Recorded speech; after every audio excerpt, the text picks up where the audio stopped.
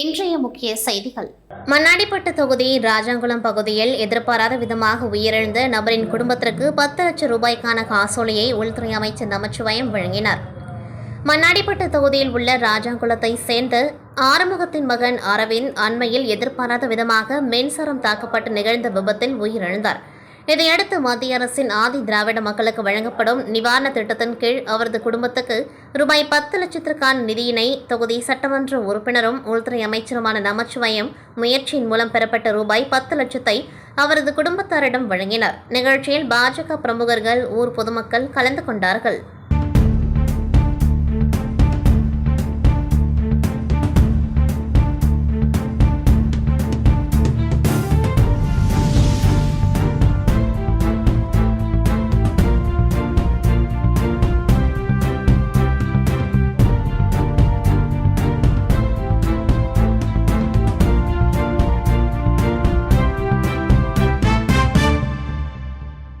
காரைக்கால் மாவட்ட நீதிமன்றத்தில் சிரஸ்தாரராக பணிபுரிந்தவர் குணசேகர். இவர் நீதிமன்ற வளாகத்தில் உள்ள பாதுகாப்பு பெட்டகத்தில் நீதிமன்றத்தில் ஒப்படைக்கப்பட்ட வழக்குகள் சம்பந்தப்பட்ட தங்கம் மற்றும் வெள்ளி உள்ளிட்ட பொருட்களை பாதுகாப்பாக வைத்திருந்தார். இந்த நிலையில் காரைக்கால் சிரஸ்தாரராக பணிபுரிந்து வந்த குணசேகர் புதுச்சேரிக்கு பணியிட மாற்றம் செய்யப்பட்டார்.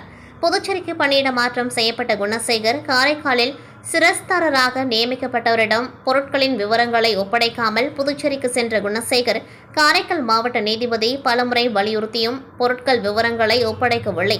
காரைக்கால் பாதுகாப்பு பெட்டகத்தின் சாவியையும் ஒப்படைக்காத நிலையில் கடந்த மாதம் காரைக்கால் மாவட்ட நீதிபதி உத்தரவின் பேரில் நீதிமன்ற ஊழியர்கள் பொருள் பாதுகாப்பு பெட்டகத்தின் பூட்டை உடைத்து சோதனை செய்துள்ளனர். அப்பொழுது அறையில் இருந்த தங்கம் மற்றும் வெள்ளி பொருட்கள் மாயமானது தெரியவந்தது. இதனைத் தொடர்ந்து காரைக்கால் மாவட்ட நீதிமன்றம் சார்பில் புதுச்சேரி லஞ்ச ஒழிப்பு காவல்துறைக்கு அளித்த புகாரின் பேரில் கடந்த மாதம் வழக்கு பதிவு செய்து தீவிர விசாரணை மேற்கொண்டு வந்தனர். இந்த நிலையில் நீதிமன்றத்தில் பொருட்களை கையாடல் செய்த குணசேகர் தலைமறைவாக இருந்து வந்துள்ளார்.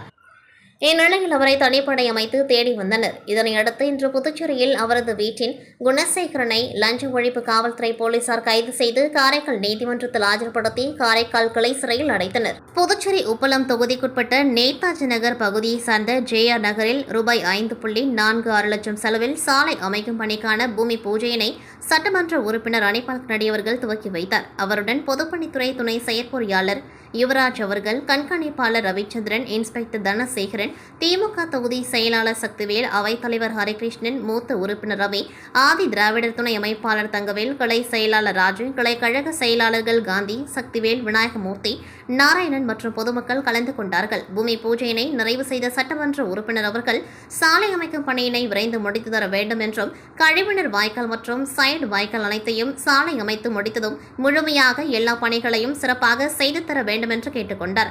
மேலும் குடிநீர் கலங்களாக வருவதை அறிந்து உடனே நகராட்சி அதிகாரிகளை தொடர்பு கொண்டு அந்த பிரச்சினைகளையும் விரைந்து முடித்து தர கேட்டுக்கொண்டார். அப்பகுதி மக்களிடம் உங்கள் அடிப்படை தேவைகள் அனைத்தையும் சிறப்பான முறையில் முடித்து தருவதாக சட்டமன்ற உறுப்பினர் அனிபால் கனடி அவர்கள் உறுதியளித்தார். இங்கிலாந்து நாட்டின் லண்டன் நாடாளுமன்றத்தில் 2025ஆம் ஆண்டு ஜூன் மாதம் 18ஆம் தேதி உலகத்தின் ஆக சிறந்த தமிழ் அறிஞர்கள் 100 பேரை கௌரவிக்கும் தமிழ் பண்பாட்டு விழா நடைபெறுகின்றது. இந்த நிகழ்ச்சி இங்கிலாந்து நாட்டின் லண்டன் மாநகரத்தில் அமைந்துள்ள குரோய்டான் தமிழ்ச்சங்கமும், தமிழ்நாட்டில் சென்னையில் அமைந்துள்ள புகழ்பெற்ற குழந்தை எழுத்தாளர் ஆலந்தூர் கோ மோகனரங்கன் பெயரில் அமைந்துள்ள கோ மோகனரங்கன் தமிழ் ஆராய்ச்சி மையமும் இணைந்து நடத்துகின்றன. இந்த விழா லண்டன் நாடாளுமன்றத்தில் நடைபெறுகின்றது. இந்த விழாவில் உலக நாடுகளில் இருந்து 25 நாடுகளின் தமிழ் அறிஞர் பெருமக்கள் கலந்து கொண்டு விழாவை சிறப்பிக்கின்றனர். இந்த விழாவில் அந்தந்த நாடுகளில் இருந்து கலந்து கொள்ளும் தமிழ் அறிஞர் பெருமக்களில் இருந்து ஒரு தமிழறிஞர் தங்களுடைய நாட்டின் பண்பாடு மற்றும் தமிழ் மொழி குறித்து வாய்ஸ் ஆஃப் த நேஷன்ஸ் என்னும் தலைப்பில், அதாவது தாங்கள் வாழும் நாடுகளின் உணர்வுகள் குறித்து தமிழ் அறிஞர்களின் எண்ணங்களை ஒலிக்கும் வகையில் உரையாற்றுகின்றனர். புதுச்சேரியில் வசித்து வரும் கலை மாமணி முனைவர் சுந்தர முருகன் கடந்த 30 ஆண்டுகளுக்கு மேலாக தமிழ் பண்பாட்டுக்கும் தமிழ் மொழிக்கும் பல்வேறு வகைகளில் பங்காற்றி வருகின்றார். குறிப்பாக மைய அரசின் பண்பாட்டு அமைச்சகத்தின் கீழ் வரும் புதுடெல்லியில் அமைந்துள்ள 22 மொழிகளுக்கான சாகித்ய அகாடமி நிறுவனத்தில் தொடர்ந்து 10 ஆண்டுகள், அதாவது தமிழ் ஆலோசனை குழு உறுப்பினராக 5 ஆண்டுகளும் பொதுக்குழு உறுப்பினராக 5 ஆண்டுகளும் பணியாற்றி தமிழ் மொழியை மேம்படுத்துவதற்கான கடமைகளை செய்திருக்கின்றார். புதுவை தமிழ்ச்சங்கத்தில் வாழ்நாள் உறுப்பினராகவும் நண்பர்கள் தோட்டம் என்ற இலக்கிய சமூக இதழ் மற்றும் அமைப்பில் பொதுச் செயலாளராகவும் இருந்து தொடர்ந்து புதுச்சேரி தமிழ் பணி ஆற்றி வருகின்றார். சாகித்ய அகாடமி உறுப்பினராக புதுச்சேரி, தமிழ்நாடு, ஒரிசா, புதுடெல்லி, குஜராத், மேற்கு வங்கம் போன்ற மாநிலங்களுக்கு சென்று அங்குள்ள பள்ளிகள், கல்லூரிகள், பல்கலைக்கழகங்கள் போன்றவற்றில் பாரதிதாசன் உள்ளிட்ட மகா கவிஞர்களின் எழுத்துக்களை அங்குள்ள மாணவர்கள், ஆராய்ச்சியாளர்களுக்கிடையில் கொண்டு செல்வதில் பெரும் பங்காற்றியிருக்கின்றார். உலகெங்கும் பரவியிருக்கும் தமிழர்கள் மத்தியில் தமிழ் இலக்கியம், தமிழ் ஆய்வு குறித்து உரையாற்றுவதை நம் வாழ்நாள் கடமையாக கொண்டு செயல்பட்டு வரும் சுந்தர முருகன் பர்மா நாடு சென்ற அங்குள்ள தமிழ் மாணவர்களிடையே தமிழ் இலக்கியம் குறித்தும் தமிழ் பண்பாடு குறித்தும் கடந்த ஆண்டு உரையாற்றி அங்குள்ள தமிழ் மாணவர்கள், இளைஞர்கள், தமிழ் சான்றோர்கள் பெருமக்களிடையே மிகுந்த மதிப்பையும் மரியாதையும் பெற்று வந்தார் என்பது குறிப்பிடத்தக்கது. மலேசியாவில் நடைபெற்ற மனுஜோதி ஆசிரமத்தின் நிறுவனர், கடவுளின் 10ஆம் அவதாரமாக கருதப்படும் லஹரி கிருஷ்ணா அவர்களின் கருத்துக்களடங்கிய அமிர்த மஞ்சரி ஞான மகரந்தம் என்னும் நூல் வெளியீட்டு விழாவில் மலேசியாவில் பினாங் அமைச்சருடன் இணைந்து சிறப்பு விருந்தினராக கலந்து கொண்டார் என்பது குறிப்பிடத்தக்கது. இவ்வாறு இந்தியாவிலும் வெளிநாடுகளிலும் வாய்ப்பு கிடைக்கும் போதெல்லாம் அங்கு சென்று தமிழ் பண்பாட்டுக்கு, தமிழ் மொழி வளர்ச்சிக்கும் பங்காற்றி வருகின்றார்.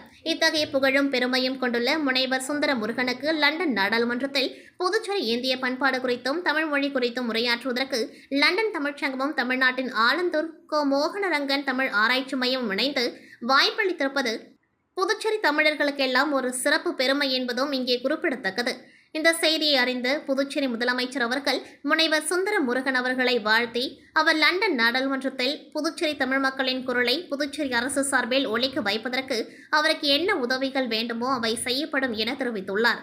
இதற்கு சுந்தர முருகன் புதுச்சேரி முதலமைச்சருக்கு தன் நன்றியை தெரிவித்துள்ளார்.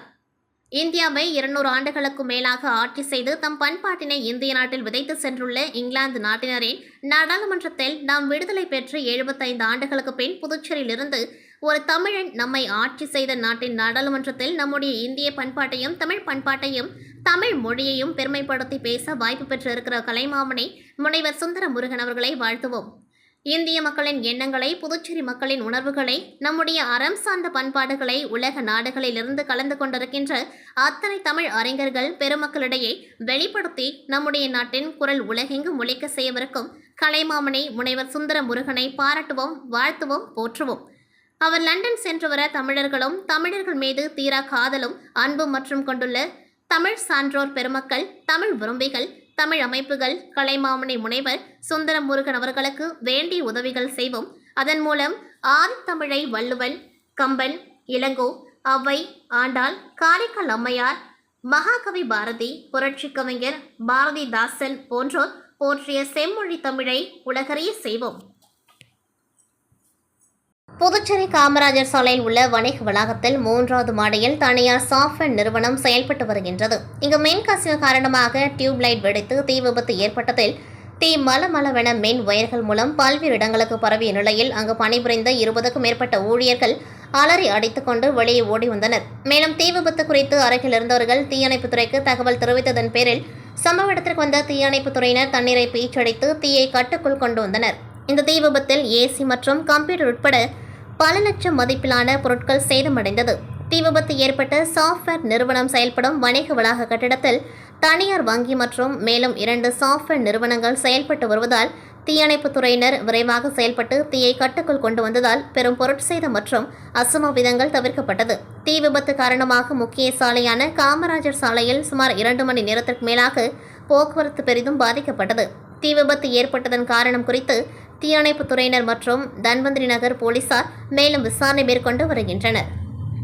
புதுச்சேரி நகராட்சி மற்றும் கொம்யூன் பஞ்சாயத்தில் 5000க்கும் மேற்பட்ட ஊழியர்கள் பணி செய்து வருகின்றனர். இவர்கள் பிறப்பு, இறப்பு சான்றிதழ் வழங்குதல், குடிநீர், தெருவிளக்கு, சாலை பராமரிப்பு, தூய்மை பணி, வரி வசூல் செய்வது உள்ளிட்ட பணிகளை செய்து வருகின்றனர்.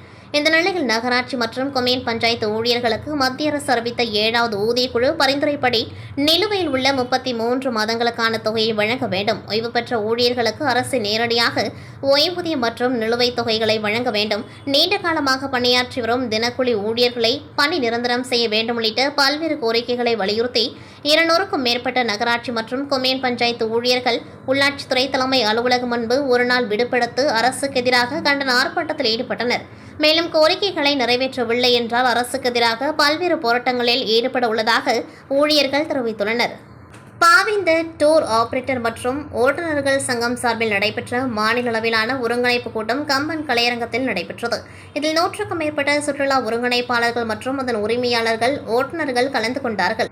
இதில் சிறப்பு விருந்தினராக சங்க சட்ட ஆலோசகர் ஹேமபுஜம், போக்குவரத்து காவல்துறை ஆய்வாளர் நாகராஜன் மற்றும் சங்க கௌரவ தலைவர் JVS ஆறுமுகம் என்கின்ற சரவணன் ஆகியோர் கலந்து கொண்டு புதுச்சேரியில் சிறந்து விளங்கிய பெண் ஓட்டுநரை பாராட்டி விருதுகளை வழங்கினார். மேலும் தொடர்ந்து புதுச்சேரியில் சிறப்பாக செயல்பட்ட சங்க நிர்வாகிகளை பாராட்டி நினைவு பரிசுகள் வழங்கப்பட்டது.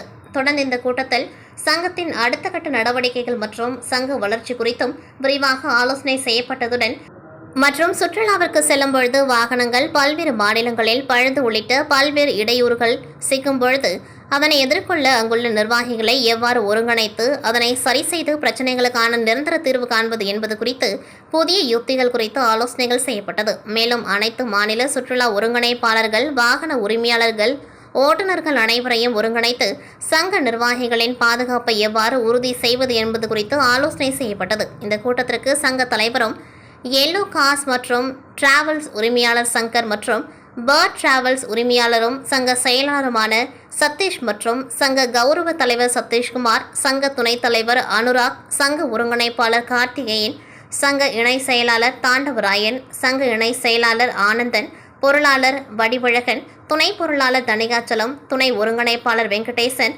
நிர்மல்நாத், சங்க மக்கள் தொடர்பு அதிகாரி ஜெயபிரகாஷ், ஆலோசகர் குமரவேல் உட்பட 100க்கும் மேற்பட்ட சங்க நிர்வாகிகள் கலந்து கொண்டார்கள். Rotary club of Cuddalore, coastal city மற்றும் கடலூர் செஸ் அகாடமி இணைந்து நடத்தும் மாநில அளவிலான சதுரங்க போட்டி ஜூன் 22ஆம் தேதி அன்று CK பொறியியல் கல்லூரி செல்லாங்குப்பம் கடலூர் வளாகத்தில் நடைபெற உள்ளது.